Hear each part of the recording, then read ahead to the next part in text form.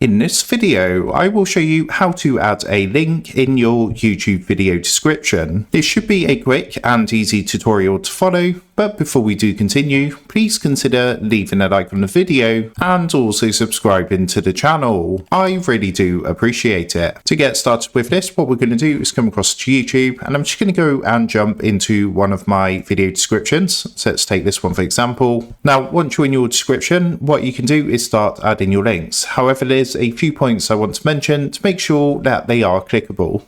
So as an example, what I'm going to do is say I wanted to add Google as a link. So what I'm going to do is come across to google.com, come up to the address bar and click to highlight. Then if I right click onto the address, on this menu that comes up, I'm going to click onto copy. Once that's done, I'm going to come back to my video description and I'm just going to paste this into my description here. Now, one thing I do want to mention as well is that you need to make sure you have the HTTPS with the colon and the 2 forward slashes. If you do not enter this at the start of the address, your link is not going to be clickable. So for example, to show you what I mean, if I go ahead and just paste 2 different addresses, so I'm going to put one with the HTTPS and one as just google.com, and then what I'm going to do is click save in the top right hand corner. Now once that's done, I'm going to click to bring up my video on YouTube. Here we are, and let's scroll down to my video description, click more, and this is what I mean. So as you can see, the top link with the HTTPS, if we click that, it's going to take us to the link. And you can tell it's clickable because it is highlighted blue, but of course the second one, where I haven't put a HTTPS at the start, is not a clickable link.